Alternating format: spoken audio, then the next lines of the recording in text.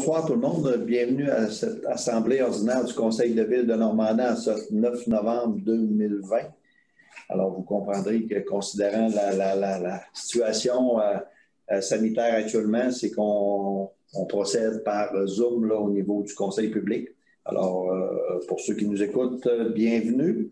Alors, ce soir, notre projet d'ordre du jour se lit comme suit. En 1, on a l'ouverture de l'Assemblée par M. le maire. En 2, on a la revue d'ordre du jour. En 3, on a la déclaration de conflit d'intérêts. L'item numéro 4, on a l'adoption du procès-verbal de l'Assemblée ordinaire du 19 octobre 2020 avec dispense de lecture. L'item numéro 5, on a le suivi du procès-verbal. L'item numéro 6, on a les sollicitations, invitations et adhésions. L'item numéro 7, le dépôt des états comparatifs des revenus et dépenses. L'item numéro 8, l'approbation des comptes du mois d'octobre 2020. L'item numéro 9, remboursement anticipé au fonds de roulement. L'item numéro 10, autorisation de paiement pour des factures supérieures à 25 000 L'item numéro 11, adoption des états financiers 2019 de l'Office municipal d'habitation Maria-Chapdelaine et acceptation de la quote-part. L'item numéro 12, vente pour défaut de paiement de taxes. L'item numéro 13, acquisition d'une enseigne lumineuse. L'item numéro 14, engagement inhérent au programme sur l'essence et de la contribution du Québec, le TEC pour les années 2019 à 2023. L'item numéro 15, demande de subvention au programme PPASEP. L'item numéro 16, appui au projet d'aménagement de jardins pluviaux. L'item numéro 17, avis de motion règlement SQ 2011 566-2020 pour le stationnement à l'Office municipal d'habitation.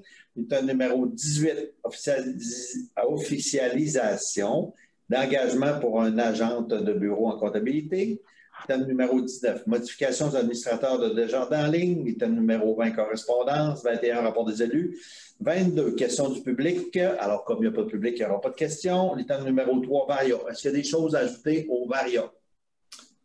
C'est beau pour tout le monde. Merci beaucoup. L'item numéro 24, prochaine Assemblée publique le 7 décembre 2020 et en 25, levée de l'Assemblée. Alors, c'est ce qui compose notre projet d'ordre du jour ce soir. Alors, ça me paraît une proposition pour adopter l'ordre du jour. Monsieur Robert. Je propose que l'ordre du jour soit il est accepté tel que présenté et qu'il y ait possibilité d'inscrire de nouveaux items à varia jusqu'à l'écoulement de tous les items du dit ordre du jour. Merci beaucoup, M. Robert. L'item numéro 3, déclaration de conflit d'intérêts. Est-ce qu'il y a des conflits déclarés sur les décisions qui vont être prises ce soir? Non. Tout est beau. Merci beaucoup. L'item numéro 4, adoption du procès-verbal de l'Assemblée ordinaire du 19 octobre 2020 avec dispense de lecture à M. Potvin.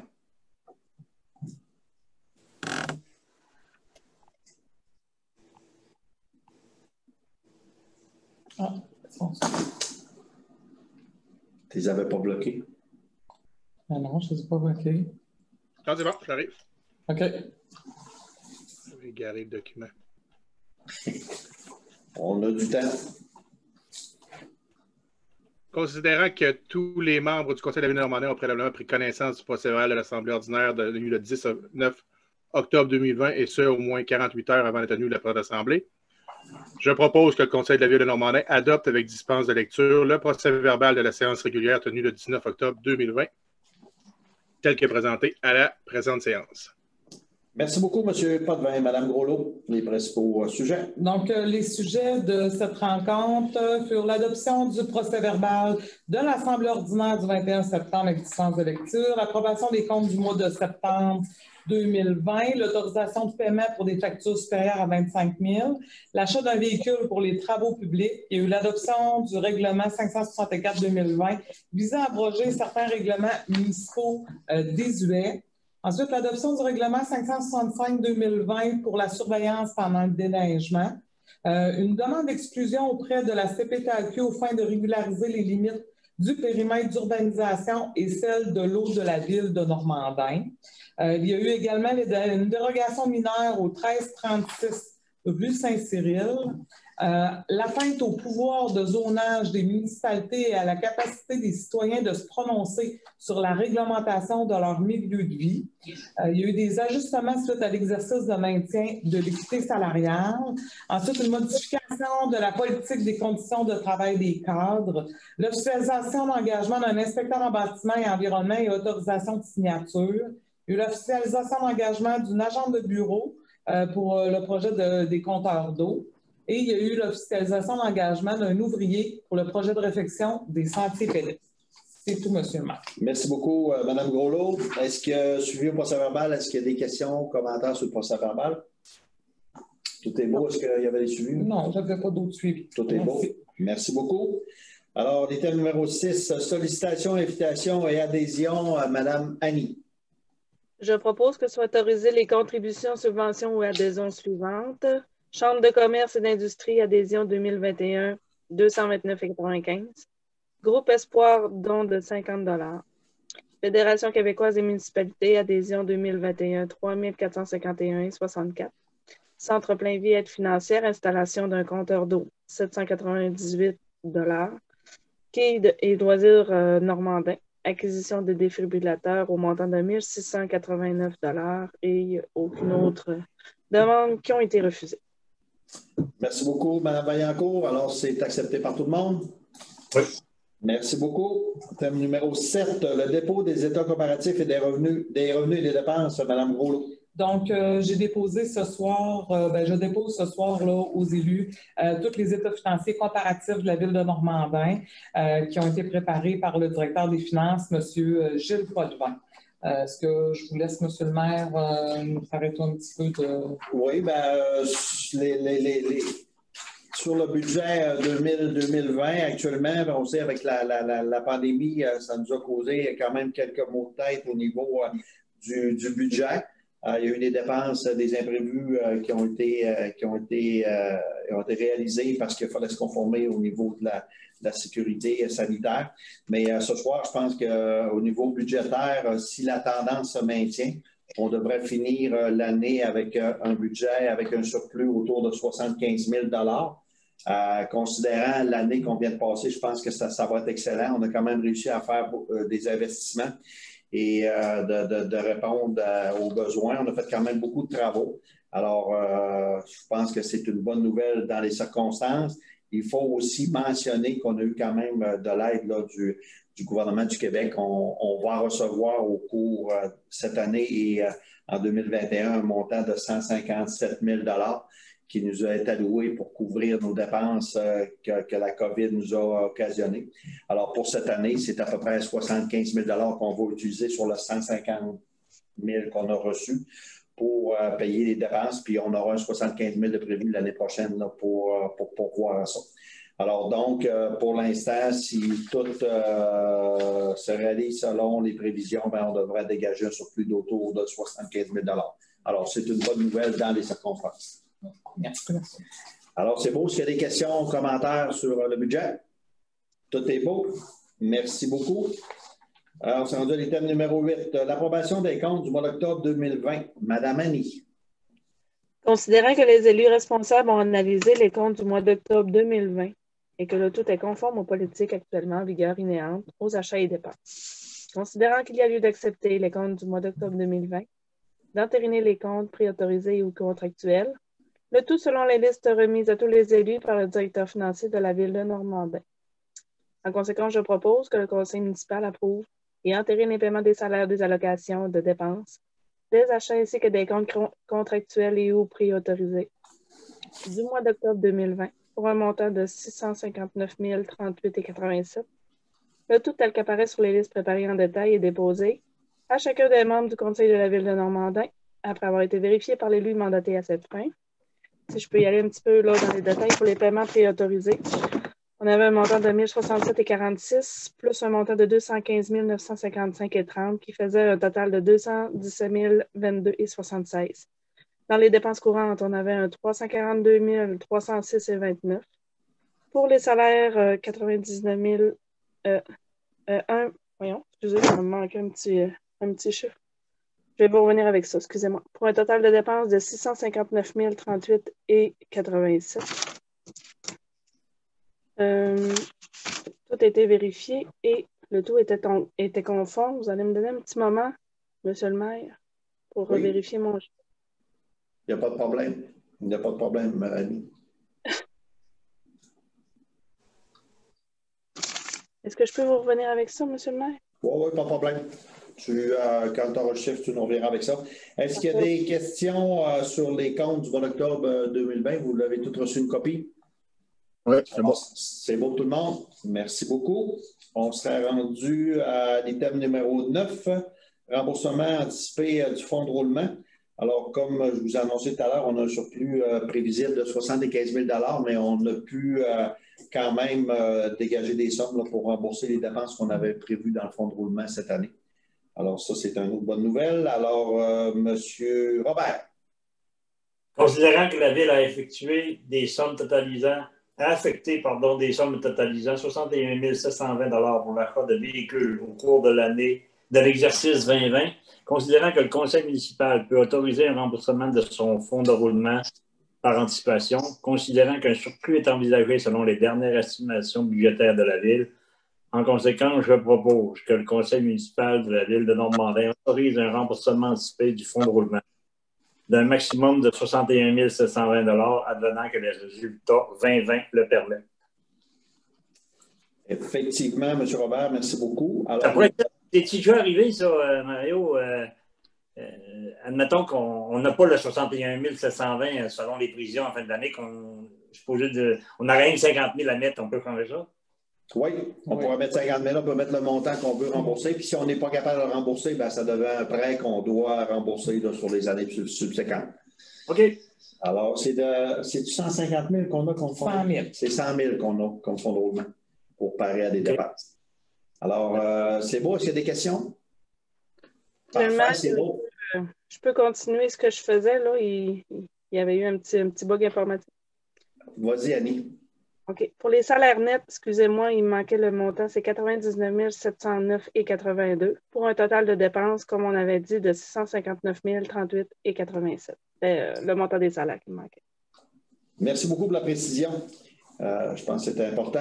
Monsieur Boitler, je ne sais pas si vous le saviez, mais on ne vous voit pas, là, votre vidéo n'est pas fonctionnelle. Je ne sais pas si c'est voulu. Là. Ah, OK. Merci beaucoup d'être là, M. Boitler, parce que les gens qui nous écoutent ne vous voyaient pas. Toujours là, parce que je suis mon provider du jour. OK, parfait. Alors, on s'est rendu à l'item numéro 10, autorisation de paiement pour des factures supérieures à 25 000 $. Madame Marilou. Alors, considérant l'article 477.1 de la Loi sur les cités et villes, en conséquence, je propose que le Conseil municipal autorise le paiement des factures supérieures à 25 000 $ suivantes. BR Asphalte Incorporé pour de l'asphaltage à l'avenue du Rocher, 54 792,49 $. Enseigne aux 80 pour l'enseigne lumineuse à balance de paiement de 26 319 $. Et PAVEX pour la recommandation du paiement numéro 5 pour 790 315,58 $. On comprend que c'était pour l'avenue du Rocher, là, le lien entre la Dorée Normandin et Oui, l'argent du gouvernement. Là. Pardon? Les montants qu'il y a là, sauf l'enseigne, c'était le gouvernement qui avait subventionné, c'est ça? 90 %. On a quand même 10 % à la suite. Oui. Alors, c'est beau tout le monde? Oui.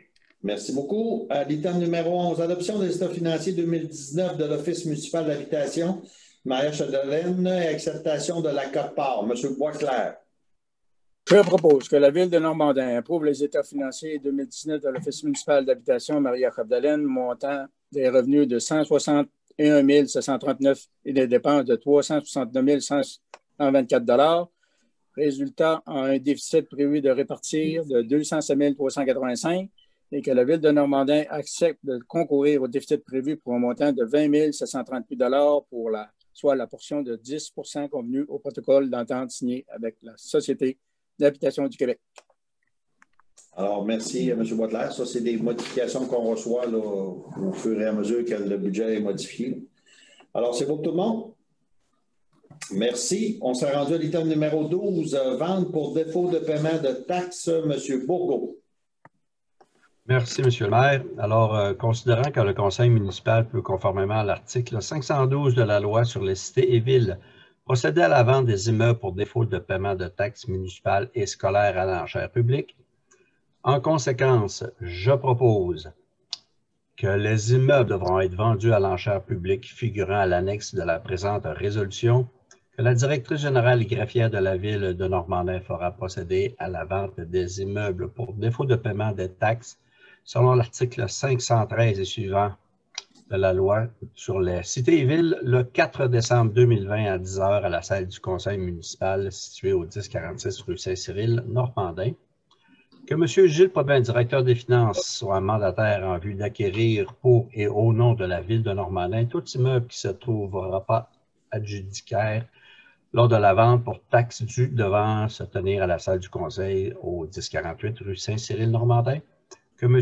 Gilles Potvin ne sera pas tenu de payer immédiatement le montant de l'adjudication, que ce dernier ne pourra enchérir au-delà du montant des taxes en capital, intérêts et frais, plus un montant suffisant à toute dette privilège antérieure ou égal à celui des taxes municipales. Alors, merci à M. Bourgault. Alors, Mme Groslot, c'est un processus normal, compte tenu qu'on a un dossier qui est rendu à terme. Oui, donc il faut quand même rappeler que les gens, pendant 6 mois, là, ils reçoivent des avis et tout ça, donc ils sont quand même avisés là, à plusieurs reprises, là, les mois là, précédant la vente pour taxes. Donc, il va y avoir une publication qui va apparaître dans le journal. Donc, c'est ça. Ça suit son cours. Parfait. Alors, c'est la première étape ce soir. Alors, c'est bon tout le monde? Oui. Merci. On sera rendu à l'item numéro 13, acquisition d'une enseigne lumineuse. M. Bourgault. Merci beaucoup, M. le maire. Alors, considérant la demande des citoyens d'avoir accès à de l'information sur une enseigne lumineuse et considérant le coût total de l'enseigne de 53 147 et la participation financière de plusieurs partenaires du milieu pour un montant total de 25 000 $ et la possibilité d'ajout d'un montant supplémentaire qui reste à confirmer, en conséquence, je propose que le conseil municipal accepte l'achat d'une enseigne lumineuse à la compagnie Les Enseignes aux 80 au coût total de 53 147 $ moins la contribution financière des partenaires du milieu de 25 000 $. Alors, je pense que les gens l'ont vu. Là. Elle est installée, on a fait la mise en opération. C'est sûr que là, on l'acquiert ce soir, mais c'était juste une technicalité. Là, on s'est aperçu qu'on n'avait pas fait encore la résolution. Donc, je pense que c'est une belle acquisition, puis les gens vont voir, là, ils vont être tenus au courant des nouvelles, des activités sur notre territoire. Alors, c'est beau, c'est réglé. On s'est rendu à l'item numéro 14. Engagement inhérent au programme sur l'essence et de la contribution du Québec, le programme TEC, pour les années 2019 à 2023, M. Potvin. Considérant que la municipalité a pris connaissance du guide relatif aux modalités de versement de la contribution gouvernementale dans le cadre du programme de la taxe sur l'essence et de la contribution du Québec, TEC, pour les années 2019 à 2023, considérant que la municipalité doit respecter les modalités de ce guide qui s'appliquent à elle pour recevoir la contribution gouvernementale qui lui a été confirmée dans une lettre de la ministre des Affaires municipales et de l'Habitation, en conséquence, je propose que la Ville de Normandin s'engage à respecter les modalités du guide qui s'appliquent à elle, que la Ville de Normandin s'engage à être la seule responsable et à dégager le gouvernement du Canada et le gouvernement du Québec, de même que leurs ministres, hauts fonctionnaires, employés et mandataires de toute responsabilité quant aux réclamations, exigences, pertes, dommages et coûts de toutes sortes ayant comme fondement une blessure infligée à une personne, le décès de celle-ci, des dommages causés des biens ou la perte de biens attribuables à un acte délibéré ou négligent découlant directement ou indirectement des investissements réalisés au moyen de l'aide financière obtenue dans le cadre du programme de la TEC 2019-2023, que la Ville de Normandin approuve le contenu et autorise l'envoi au ministère des Affaires municipales et de l'Habitation de la programmation de travaux version numéro 2 ci-jointe et de tous les autres documents exigés par le ministère en vue de recevoir la contribution gouvernementale qui lui a été confirmée dans une lettre de la ministre des Affaires municipales et de l'Habitation, que la Ville de Normandin s'engage à atteindre le seuil minimal d'immobilisation qui lui est imposé pour l'ensemble des 5 années du programme, que la Ville de Normandin s'engage à informer le ministère des Affaires municipales et de l'Habitation de toute modification qui sera apportée à la programmation de travaux approuvés par la présente résolution. Alors, c'est une technicalité. Il faut répondre au programme lorsqu'on dépense d'argent là-dessus, parce qu'on a une partie, nous autres, il faut s'engager. Oui, nous, on s'engage une partie, mais dans le fond, ce qu'ils nous demandent, c'est que pour la prochaine année, ils nous demandent de dire comment on va dépenser là, cette somme d'argent-là. Je me souviens plus, par exemple, pour le montant. C'est 1 million. On a 1 405 000. 491. Ça, c'est le montant global. Puis là-dessus, dans le fond, il y aurait un montant de 240 969 qui a été pour l'avenue Picard, la rue Picard. Puis l'autre montant, 1 164 512, va être pour la rue Saint-Cyril. Donc, on va voir ce qu'ils vont en avoir. S'il nous reste des sommes, si des fois Saint-Cyril nous coûte moins cher, bien, après ça, on prendra la décision de ce qu'on fait avec les sommes restantes. Parfait. Alors, il faut juste rappeler aux gens qui nous écoutent que la MTQ a le projet de refaire la surface sur Saint-Cyril pour 2021, mais nous, on en profite là, pour faire la remise à neuf des infrastructures là, sanitaires, puis pluviales, puis l'aqueduc.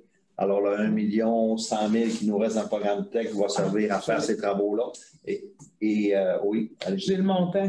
Le seuil minimal d'immobilisation à maintenir pour la durée du programme, c'est 766 000. Mais ça, on le sait que durant tout le temps du programme, on va le dépenser. On va le dépenser, c'est ça. Il faut avoir accès à 1 100 000 pour quand même en dépasser une partie. C'est ça. Alors, c'est ça. Fait que ça va être essentiellement utilisé pour la rénovation de la rue Saint-Cyril. Alors, c'est beau. Merci beaucoup. On se rend à l'item 15. Demande de subvention au programme PPASEP. Madame Darvaux. Considérant que le ministère de l'Environnement nous oblige à nous conformer d'ici le 1er avril 2021 au programme sur la protection accrue des sources d'eau potable, le PPASEP, en lien avec le règlement sur les prélèvements des eaux et leur protection, le RPEP, considérant que ce règlement exige le dépôt d'un rapport suite à une mise à jour de la détermination des aires de protection et de captage de nos puits d'eau potable municipaux, qui reviendra ensuite à chaque 5 ans, considérant que le ministère offre un programme de soutien aux municipalités pour la présentation de ce rapport, en conséquence, je propose que le conseil municipal de la Ville de Normandin autorise M. Steve Mailloux, directeur des travaux publics, à compléter et transmettre la demande d'aide financière pour faire l'analyse de vulnérabilité des sites de production d'eau potable, que le ministère soit autorisé à utiliser toute l'information reçue concernant le présent projet aux fins d'analyse et de suivi. Je pense que dans le fond, on va attendre pour la réfection d'un puits, on va se concentrer sur ça, puis après ça, ça va se faire à chaque 5 ans. Me trompe-tu? Oui, très bien résumé, Mme Darvaux. Alors, on demande l'aide financière pour se conformer, effectivement. Alors, c'est beau tout le monde? Merci beaucoup. On s'est rendu à l'item numéro 16. Conseil régional en environnement et développement durable, appui au projet d'aménagement des jardins pluviaux. Monsieur Potvin. Considérant que le Conseil régional de l'environnement et du développement durable souhaite réaliser à l'aide de ses partenaires un projet d'aménagement des jardins pluviaux et de sensibilisation à la gestion des eaux pluviales, considérant que cette infrastructure verte est efficace pour filtrer les eaux de pluie et pour diminuer le ruissellement des eaux, donc une diminution du volume d'eau polluée s'écoulant dans les systèmes d'égouts et les plans d'eau, considérant que le CRED souhaite réaliser ce projet d'aménagement avec l'installation de panneaux d'interprétation ainsi que la séance d'information reliée à ces infrastructures vertes. En conséquence, je propose que la Ville de Normandin désire confirmer son appui pour le projet d'aménagement de jardins pluviaux et de sensibilisation à la gestion des eaux pluviales. L'infrastructure verte, dont les jardins pluviaux, est efficace pour filtrer les eaux de pluie et pour diminuer le ruissellement des eaux, ce qui permet une diminution du volume d'eau polluée s'écoulant dans les systèmes d'égouts et les plans d'eau.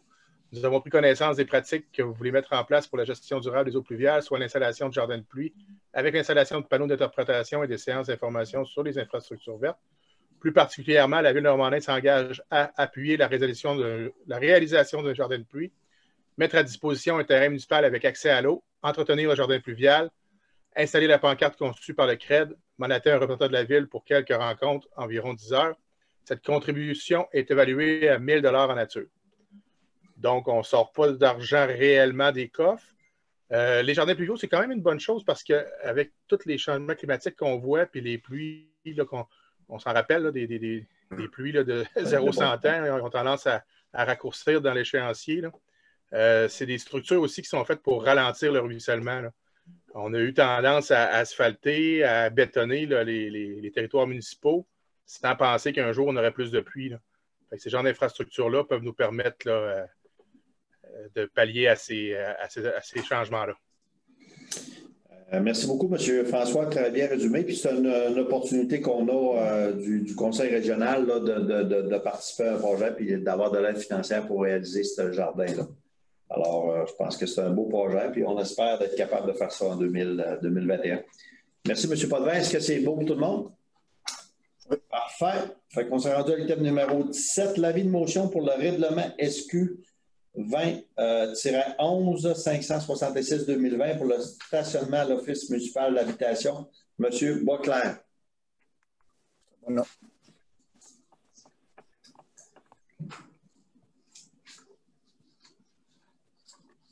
Je donne la motion le fait que sera adopté une séance subséquente de règlement SQ 2011, suite numérique 566-2020, régissant le stationnement sur le terrain de l'Office municipal d'habitation Marie-Jacob-Delaine. Un projet de ce règlement est présenté et déposé séance tenante. Merci beaucoup, M. Boisclair. Alors, comme les règlements de la SQ doivent être uniformes sur tout le territoire de la MRC Marie-Jacob-Delaine, on doit harmoniser ça. Fait que là, ce qu'on fait, c'est qu'on va harmoniser ce règlement-là, qui va être unique pour l'ensemble des municipalités qui ont des OMH sur leur territoire. Oui. Puis dans le fond, ce que ça dit, le règlement, c'est juste qu'ils veulent être capables là, de mettre vraiment des règles par rapport à l'interdiction de stationnement. Si jamais il y a des travaux, ben, ils peuvent obliger quelqu'un à se déplacer leur véhicule ou quoi que ce soit. Donc, dans le fond, tous les stationnements vont être régis par le règlement de la SQ. Parfait. Très bon complément d'information. Alors, c'est pour tout le monde. C'est un avis de motion, donc on va revenir éventuellement avec l'adoption du règlement. Alors, le mois prochain. Parfait. Alors, on se rendu à l'item 18, officialisation d'engagement pour un agent de bureau en comptabilité. Monsieur Robert. Considérant l'affichage du poste d'agent de bureau à la comptabilité, considérant que la candidature de Mme Karine Doucette répond aux exigences du poste, en conséquence, je propose que le conseil municipal entérine l'engagement de Mme Karine Doucette au poste d'agent de bureau à la comptabilité, le tout selon les avantages et salaires prévus à la convention collective des employés municipaux de la ville de Normandin actuellement en vigueur. Alors, c'est pour le remplacement de Mme Grenet et d'autres cieux. Effectivement, Mme Nadia Genin qui nous a quittés dernièrement, alors c'est pour la remplacer. As-tu d'autres choses là-dessus? Elle est rentrée ce matin, donc nous avons accueilli ce matin deux nouveaux employés. Donc, Stéphanie Bergeron là, comme inspectrice en bâtiment, et Mme Karine Doucette là, au poste d'agente de bureau à la comptabilité. Fait on est bien contents là, de ces nouvelles personnes-là là, au sein de notre équipe. D'avoir une équipe complète. Oui. Surtout ça. Alors, bienvenue Mme Doucette et on espère qu'elle va apprécier son travail. C'est beau pour tout le monde. On se rendu à l'item numéro 19, modification aux administrateurs de Desjardins en ligne. Alors ça fait suite à l'engagement de Mme Doucette. Ça, c'est M. Robert.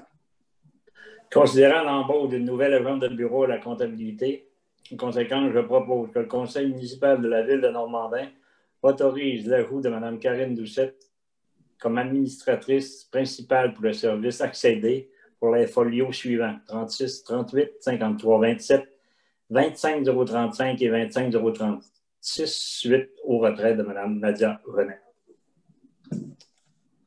Passage obligé en considérant le poste qu'elle occupe. Parfait. Alors, c'est beau pour tout le monde. Thème numéro 20, correspondance, Mme Groslot. Donc, on a reçu quelques correspondances au cours des dernières semaines de la MRC de Marie-Jacob-Delaine. Certificat de conformité pour le règlement 561-2020, modifiant le règlement de zonage 424-2011, dont les principaux objets sont de modifier la disposition relative à la reconstruction d'un bâtiment dérogatoire protégé par le droit acquis, clarifier la note 4 du cahier de spécification relative à leur proposage en bordure de la route 169, agrandir la zone C16 à même une partie de la zone C08 afin d'y inclure le terrain situé au 754 rue Saint-Cyril et autoriser les usages de la classe d'usage LC industrie d'incidence moyenne dans la zone C19. Ensuite, du ministre des Transports, nous avons reçu une compensation financière de 5 940 $ pour l'entretien de chemins à double vocation. Du ministère des Transports, une information sur l'usage des appareils d'aide à la mobilité motorisée, AMM, sur les trottoirs, voies cyclables et avec certaines restrictions sur les chaussées et leur accotement. Du ministre de l'Énergie et des Ressources naturelles, un suivi de notre résolution concernant le renouvellement du bail visant l'exploitation d'un barrage sur la rivière Chipcha par produits forestiers résolus.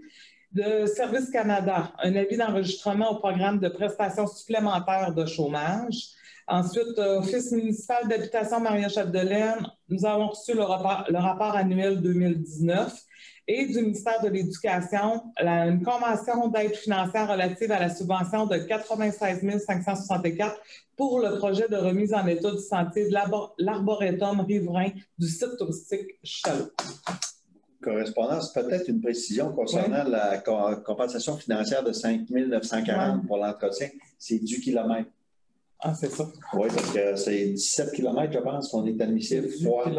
5 940. Je vais faire. Il me semble que j'ai vu à quelque part dans l'eau, tu as 17 km à 2000 du kilomètre. Non, le 2000 n'était pas bon. On a demandé au ministère de refaire la correction. C'était vraiment 5 940. On a poursuivi la modification, là, mais le montant n'était pas bon dans la lettre du ministère. Vous voulez ça pas beaucoup? Non, mais on l'a vu tout de suite. 4 km. Oui. Alors, c'est 6 000 $ pour 17, là, fait que c'est quand même un montant très apprécié. Alors, c'est beau les correspondances? Oui. Rapport des élus, je vais commencer par M. Bourgault, s'il y a de quoi de spécial.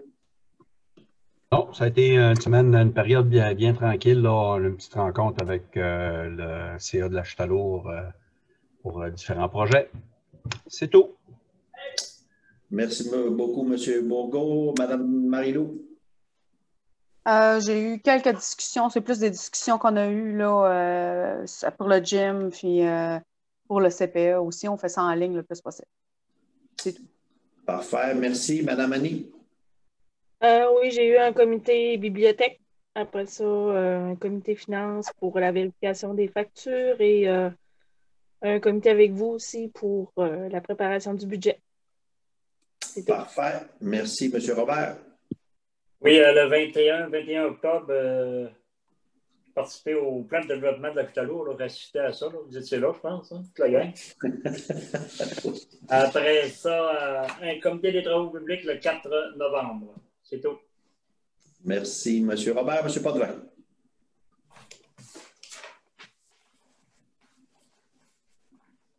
François. C'est à mon tour, hein? Rien de particulier. Une rencontre du conseil d'administration des quilles qui malheureusement ont dû fermer. Oui, dans les circonstances.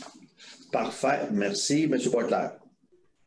Comme disait M. Robert tantôt, il y a eu une rencontre pour le plan de développement de la Chutalour le 21 octobre et le 3 novembre, il y a eu un comité de sécurité publique. Je leur ai fait part de la problématique qu'on avait pour point de vue de la sécurité de nos jeunes sur la rue du Rocher, vu qu'il y avait moins d'étudiants qui prenaient le transport scolaire. Fait que, il va y avoir des rencontres qui sont prévues à cet effet. Super.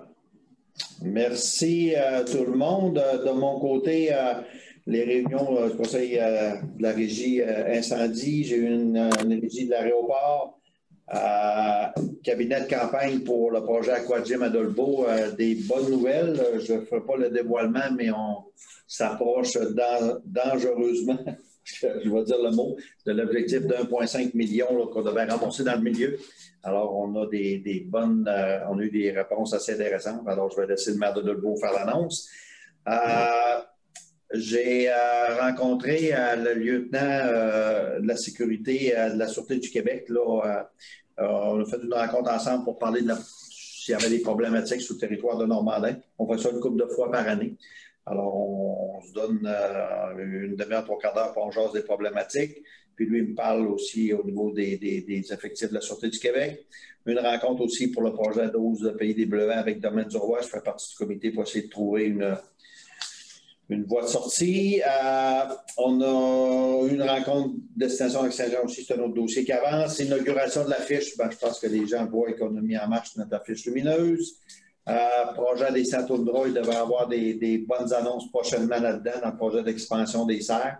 Carrefour Jeunesse Emploi. On a rencontré différentes personnes. On a commencé à travailler sur le budget. Alors, on se tient occupé à cette période de crise sanitaire. Voilà. Alors, c'est ce qui complète le rapport des élus. Questions du public, bien, vu que le public n'est pas admis, il n'y a pas de questions. Et j'invite les gens, si jamais des fois ils ont des commentaires ou des questions, suite à avoir écouté le conseil de ville, de ne pas gêner à nous faire part de nous contacter par Facebook. Vous allez avoir des réponses. Varia. Alors, est-ce qu'il y avait des choses à ajouter au Varia? j'aurais peut-être 2 petits points pour rappeler aux gens qu'on est quand même à une période très intensive au niveau du COVID. Alors, je pense que de rappeler aux gens d'appliquer les mesures sanitaires le plus possible, de rester chez eux autant que possible. Puis, parce que si on veut s'en sortir, la santé publique, elle n'arrivera pas toute seule. Alors, ça prend la collaboration de tout le monde là-dedans. Alors, en espérant que les prochaines semaines, on verra des chiffres un peu meilleurs, mais encore aujourd'hui, en date du 9 novembre, ce n'est pas reluisant ce qui se passe sur notre territoire. Puis plus spécifiquement aussi dans la MRC de Mère-Chapdelaine, on commence à avoir des cas un peu plus proches. Là. Alors, c'est très inquiétant. Puis on espère que la situation va se corriger. Fait que j'invite les gens vraiment à être rigoureux là-dessus puis de respecter les mesures. L'autre chose que je voulais informer la population, c'est qu'à toutes les années, depuis 5-6 ans, on avait un beau rendez-vous début décembre pour l'illumination de notre sapin de Noël dans le parc municipal. Alors, cette année, situation sanitaire oblige. Alors, donc, il n'y aura pas de grand rassemblement devant notre sapin de Noël traditionnel. Par contre, je demande aux gens de rester à l'affût. On va quand même faire quelque chose de façon plus virtuelle, mais on va quand même allumer notre beau sapin, puis les gens vont peut-être voir du nouveau dans le parc municipal ce temps des fêtes. Puis j'invite les gens. On a vu le maire de Québec qui a lancé un appel à tout le monde en disant mettez vos décorations de Noël de bonne heure, ça sera le fun. S'il y a des gens normandais, on commence à en voir, s'il y a des gens normandais qui ont le goût, gênez-vous pas. Mettez-en des lumières, la santé publique va être bien content. Le virus ne s'accroche pas après les lumières, fait qu'on peut en mettre tant qu'on veut. Fait que je lance l'invitation. Alors, c'est ce qui est mes petits points d'information. Est-ce qu'il y a des choses au variable que vous vouliez rajouter? Tout est beau de votre côté. Alors, on va rappeler l'item 24. La prochaine Assemblée publique est prévue pour le 7 décembre 2020. Alors, de suivre l'information sur nos médias sociaux, télévision communautaire. Si jamais on peut permettre aux gens d'assister, on le fera avec joie. Sinon, on va procéder de la même façon qu'on procède ce soir. Donc, ça sera par Zoom. Alors, on invite les gens à se tenir informés via les médias sociaux. Et sur ça, on se donne rendez-vous le 7 décembre prochain. Et sur ça, ça me paraît une proposition pour la levée de l'Assemblée. On va vous le proposer, M. Fortin. Merci beaucoup, M. Potvin. Alors, bonne fin de soirée tout le monde. Au plaisir. Au revoir.